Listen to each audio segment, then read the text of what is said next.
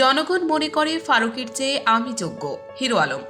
অন্তর্বর্তী সরকারের উপদেষ্টা হিসেবে নিয়োগ পাওয়া চলচ্চিত্রকার মোস্তফা সরোয়ার ফারুকীকে নিয়ে সংবাদ সম্মেলন করেছেন আলোচিত কন্টেন্ট ক্রিয়েটর আশরাফুল আলম ওরফে হিরো আলম।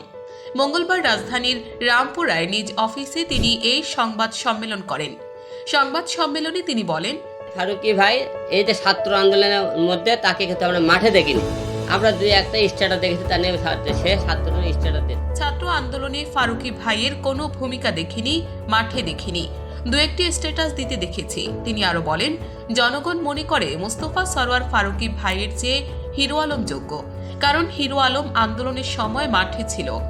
জনগণ ফারুকী ভাইকে মেনে নেয়নি। হিরো আলম বলেন, যেসব ছাত্র শহীদ হয়েছেন তাদের পরিবারের কাউকে উপদেষ্টা করা যেত। এদিকে গত 10ই নভেম্বর সন্ধ্যায় মোস্তফা সরোয়ার ফারুকী উপদেষ্টা হিসেবে শপথ নেন।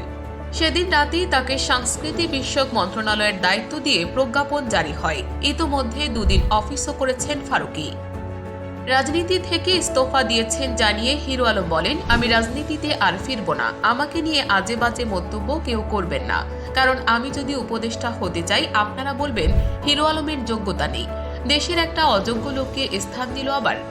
আমি তো প্রধানমন্ত্রী উপদেষ্টা হতে চাই, আপনারা সবাই বলবেন হিরো আলহাতে দেশের একটা অযোগ্য লোককে স্থান দিল সবাই। আবার শিক্ষা আর চেহারা ছাড়া কোনো দিকেই নিজে অযোগ্য নন দাবি করে তিনি বলেন, হিরো আলম রাজনীতির মাঠে কথা বলতে পারে, বিপদে মানুষের পাশে দাঁড়াতে পারে, যে কোনো অন্যায় অত্যাচারের প্রতিবাদ করে, এমন সব দিকই যোগ্যতা আছে তার। শুধু দুইটা যোগ্যতা নাই, হিরো আলমের লেখাপড়া নাই, হিরো আলম দেখতে সুন্দর না। দিগদিগন্ত ডেস্ক।